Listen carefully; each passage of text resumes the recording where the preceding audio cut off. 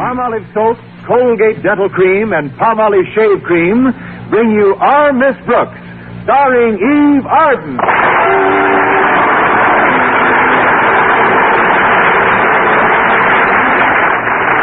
It's time once again for another comedy episode of Our Miss Brooks.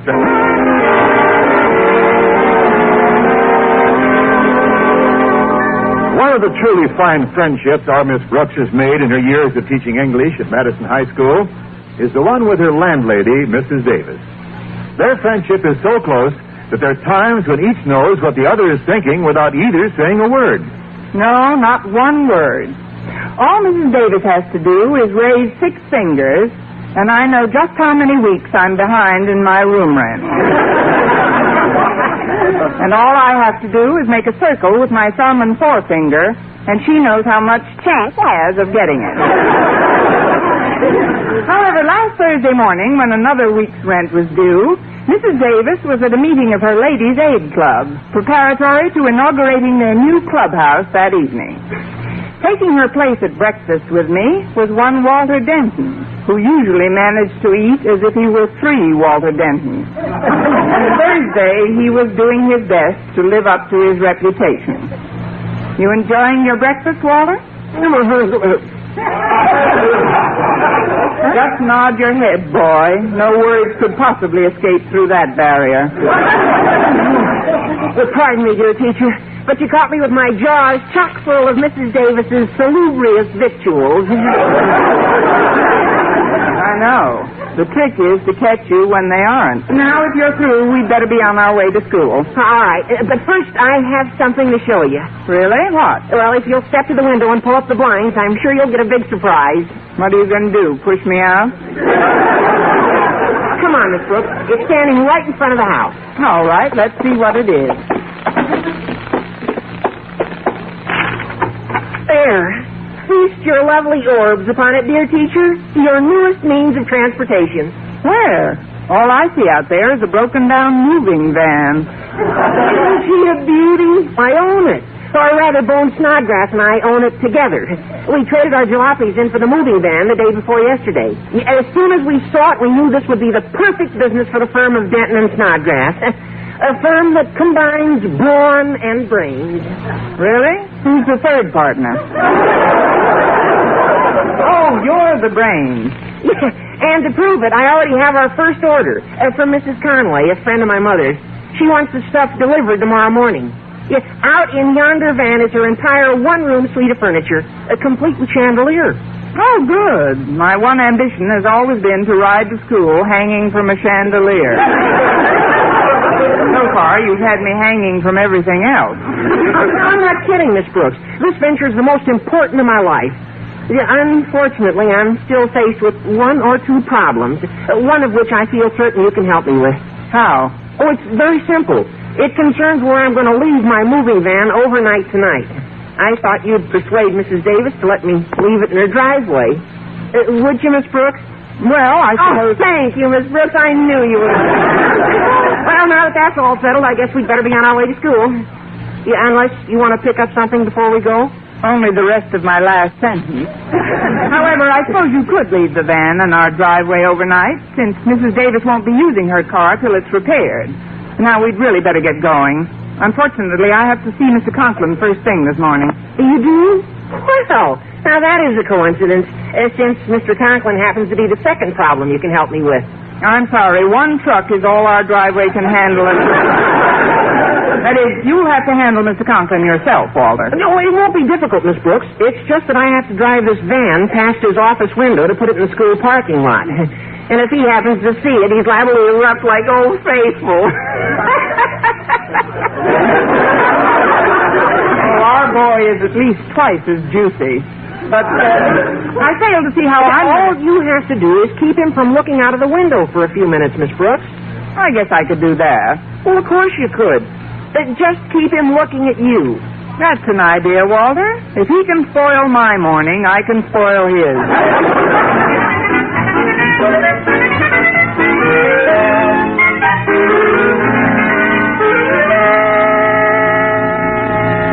But Osgood, I promised the the ladies you'd speak when we inaugurated our new clubhouse tonight. Can't you possibly make it? Martha, there's nothing I'd rather do. Nothing in the world. But can I help it if I have to be out of town tonight on business for Mr. Stone? Oh, I suppose not. But this business for Mr. Stone certainly came up awfully suddenly. Well, you told me about the meeting awfully suddenly. That is, I would have let you know sooner, but I didn't think it was necessary until you told me about the meeting. Well, it certainly seems strange to me. You had to go out of town for Mr. Stone the last time my Ladies' Aid group asked you to speak, too. The man has a simply uncanny knack of picking just the wrong night. Osgood, it isn't the $50 you were asked to contribute after we inaugurated our last clubhouse, is it? Magnolia blossom. How could you even think such a thing? Yet for a moment I thought it was the $50. Oopsie girl. How could you doubt your Osgood? Oh, just a moment, Martha. There's someone at the door. Come in. Good morning, sir. I have the report. Oh, it's you, Miss Brooks. Excuse me, my wife's hanging on the phone. Well, quick, cut her down. You're speaking to her. Well, go right ahead, sir. I'll wait. Hello, angel eyes. Just put all those horrid doubts out of your mind. When your Osgood says he has to go out of town on business for Mr. Stone, your Osgood means exactly that. I'll see you before I go. Goodbye, Pat. Miss Brooks, can you imagine my wife not wanting to believe I have to be away from home overnight? Seems incredible to me. Then you really have to go away on business, your Osgood? Mr. Conklin? Of course I have to. Do you think because my wife's Ladies' Aid group wants me to speak and perhaps contribute $50 tonight that I'd resort to the twin shames of deceit and subterfuge? Which hotel are you staying at in town, sir? Oh, I wouldn't dare stay at a hotel. It's much too risky. It's Well, if you must know, I simply can't afford the $50, Miss Brooks. And now that my secret is out, perhaps you can help me find a place to sleep tonight. Oh, I'd like to, sir, but our driveway is already spoken for. Most of the people we know are members of your wife's group. I know, and if she ever finds out... What was that? What was what? Those sounds outside my window. That was either a truck backfiring or those were shots. I knew someone would catch up with Miss Enright sooner or later.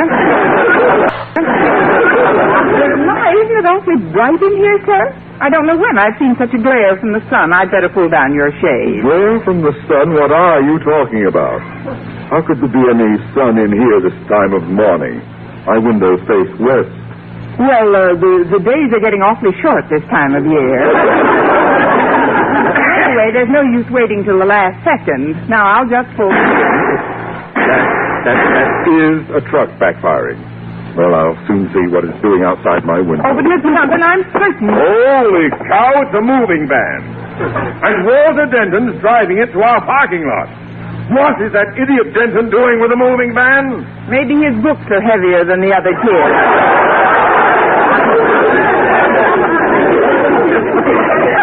Miss Brooks, you didn't want me to see that van pass my window, did you? Now, suppose you tell me what this is all about.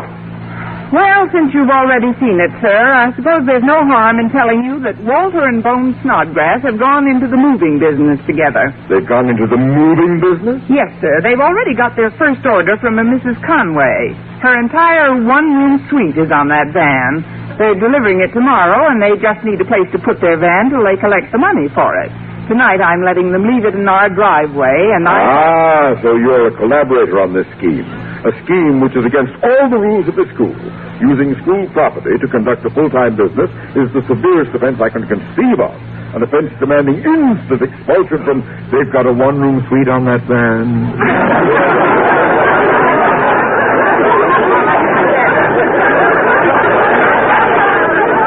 Shall I tell them they can re-enroll now, sir? Miss Brooks, is that a complete one-room suite? Yes, sir. Complete with chairs, bed, and built-in principal. It's got I think it might be just what I'm looking for, Miss Brooks. Yes, just what I need. A perfect place to spend the night. Now, no one must know about this, Miss Brooks. Oh, no, sir. Neither students nor faculty. This is a secret which you must carry with you to your grave. Understand? Yes, sir. If I don't, that may happen a lot sooner than I expect.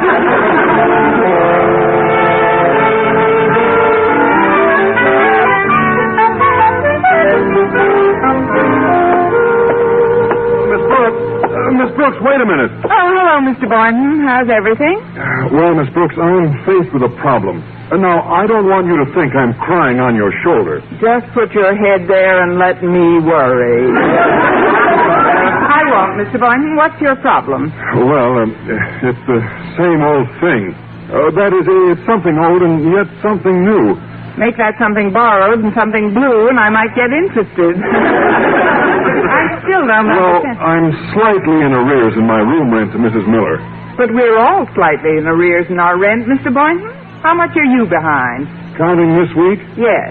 3 months. I'll give you Mrs. Davis in 6 weeks. Say, you are in trouble, aren't you? Up to my neck. Mrs. Miller is so angry she threatened to hand me my eviction notice if I didn't have some of the rent by tonight. She's stopping by before her ladies' aid meeting at 8 and again when it's over. Well, what are you going to do? Well, the only thing I can do is find some other place to stay overnight. Oh, I know by tomorrow she'll calm down and reconsider. However, I did think of one possibility. A place you could help me with where no one would think of finding me. Where, I'm reasonably certain. Well, now, don't laugh when I say this, but Walter's moving van would be perfect for my purposes. That's not a moving van, that's a hotel. Mr. Boynton, I'd like to help. Walter told me it'll be in your driveway overnight, and if you'll let me stay there, I'll be in your debt as long as I live. Well, all right, Mr. Boynton, but there's something I'd better warn you about in case you wake up in the middle of the night. What's that? If you happen to find 2 feet in your face, don't be alarmed. They're not yours.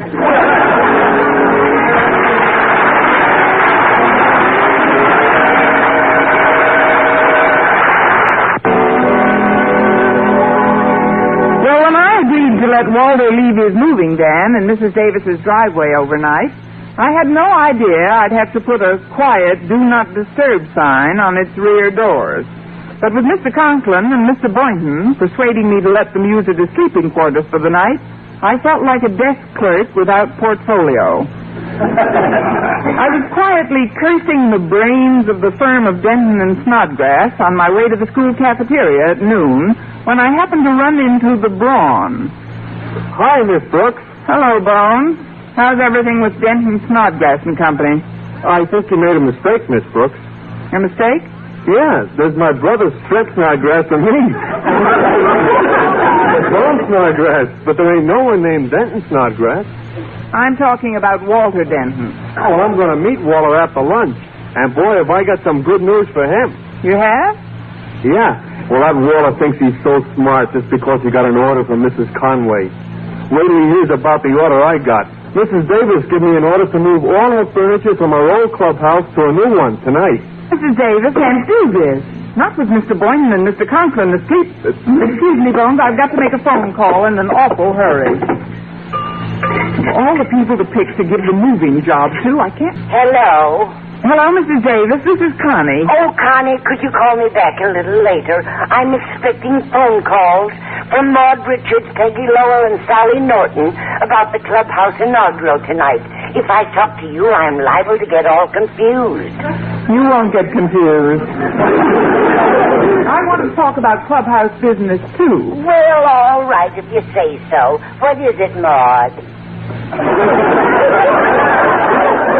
Mrs. Davis, please. Look, I'm calling about the moving job you gave Walter and Bones Snodgrass. You've got to cancel it. But why, dear? Walter and Bones are such nice boys. They deserve to get a start in business. Of course they do, and I wouldn't ask this of you unless there was an excellent reason. I'll tell you what it is if you'll keep it a secret.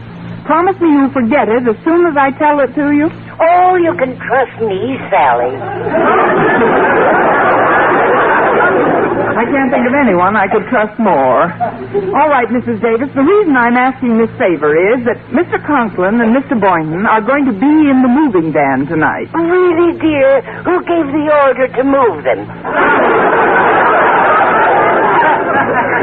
They're sleeping in it, Mrs. Davis. Neither of them wants it known where they are for one night. How exciting. They're hiding out.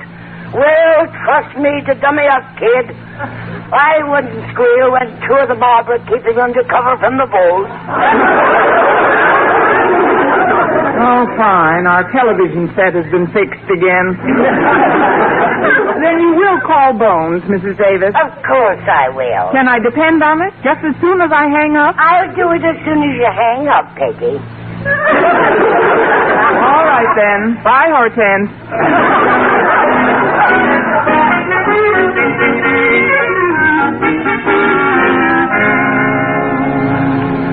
Gosh, Waller, I don't understand what happened.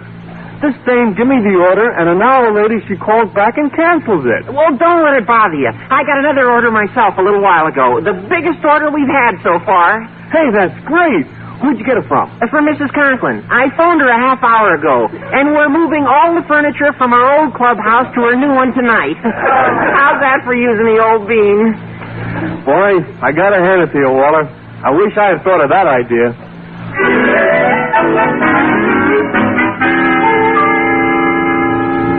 Gosh, Miss Brooks, I don't understand the rush to get over here. It's only 8 o'clock. I wanted you to get comfortable before Mr. Conklin arrives. But you said he wouldn't be here till 9 o'clock. That gives us an extra hour in this moving van. I know. Full hour. Alone. In a crowded moving van. Just the two of us. You and me.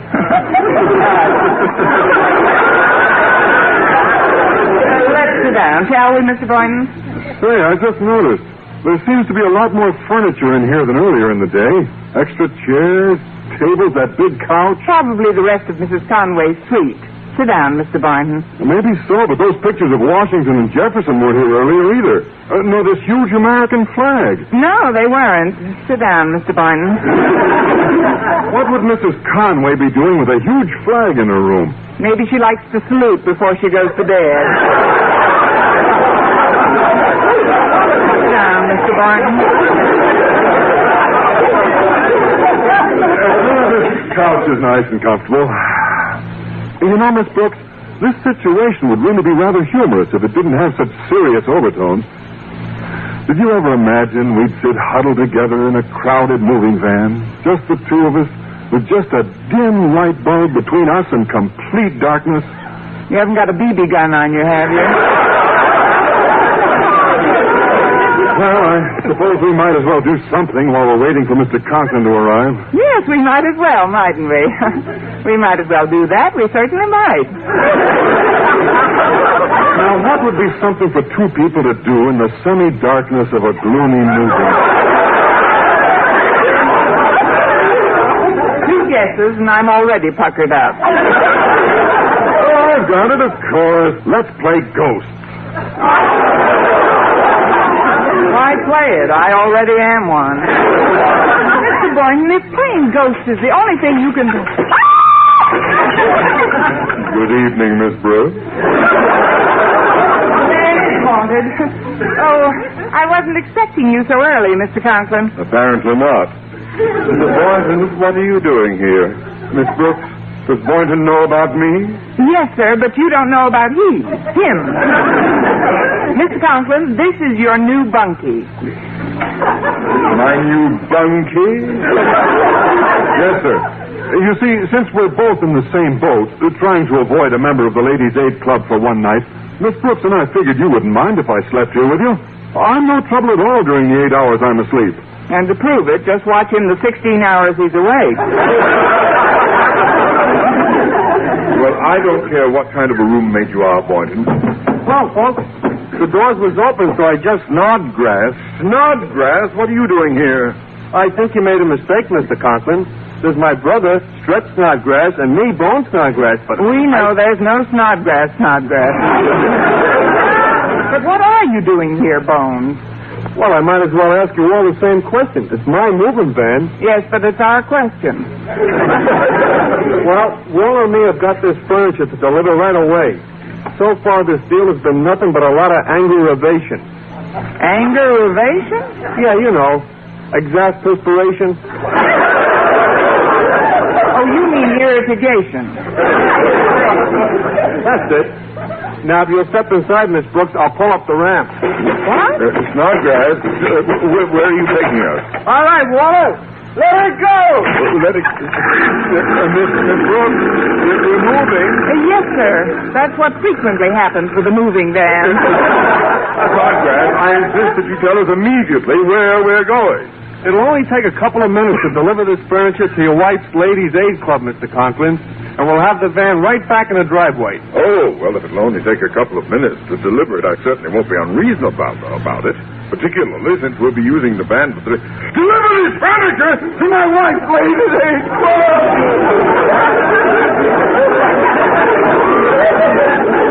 Deliver the furniture to Mrs. Conklin's Ladies' Aid Club? I vote aye and make it unanimous. Snodgrass, have Denton stop this van immediately! Immediately! Denton, stop this truck at once! Halt, I say! Looks like he's forgotten the password. He can't possibly hear you, sir. All this furniture has made the interior soundproof. Yes, but Miss Brooks, in another minute we'll be at the new clubhouse. What am I going to do? I've only got one more minute. Now, please, Miss Brooks, help me. All right, you start thinking of a speech while I look through your pockets for the $50. The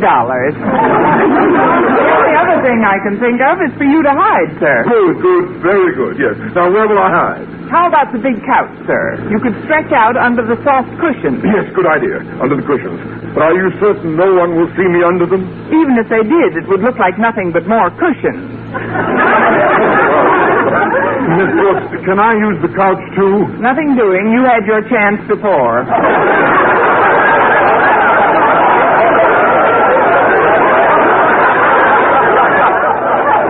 But maybe you could get behind the couch. Now hurry up, the van's stopping. Oh. Bones, lower the ramp and then go up front and tell Walter to stay up there until I can get rid of Mrs. Conklin. Okay, Miss Brooks. See you later. Why, Miss Brooks, what a pleasant surprise. Oh, hello, Mrs. Conklin. Are you here to help us launch our new clubhouse? Just hand me a champagne bottle and stand back.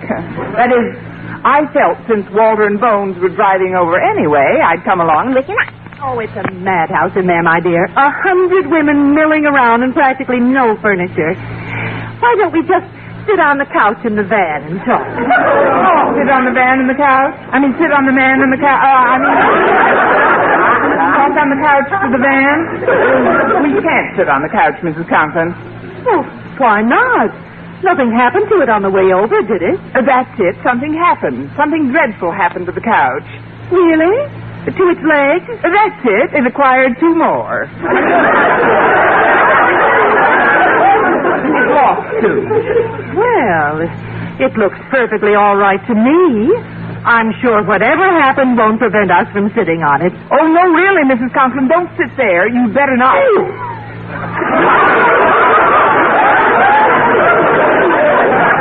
What is that?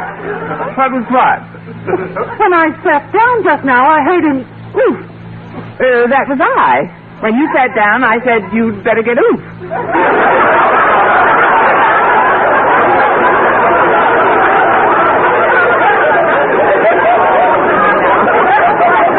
Look, there's not a thing wrong with this couch. Why, it's dirty as can be. Look, to prove it, I'll stand up and flop right down on it again. Oh! Now, just watch. You see, nothing happens when I fall down.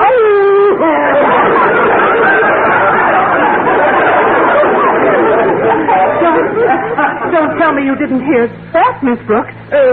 Maybe the couch creaked. Many couches do that, you know. I heard a groan. Very few couches do that. But we'd really better go in. There's someone under those cushions. Oh, no, there couldn't possibly be. Miss Brooks, there's a body under there. Don't be alarmed. I doubt if it's still alive. Well, I'll just take off this cushion and... Hello, Poopsie girl.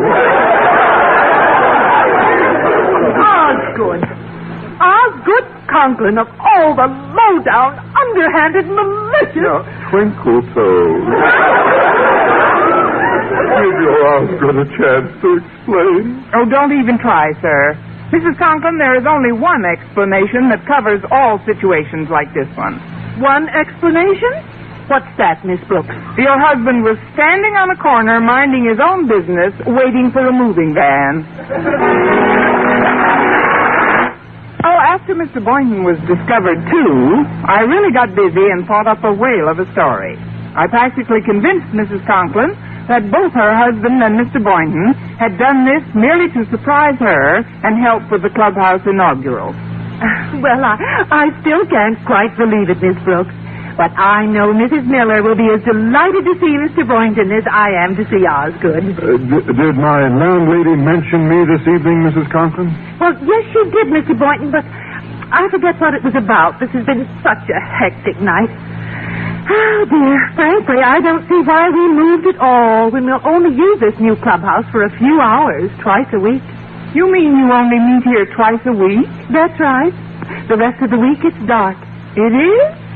Well, don't be surprised if you happen to be passing some night and it's not completely dark, Mrs. Conklin.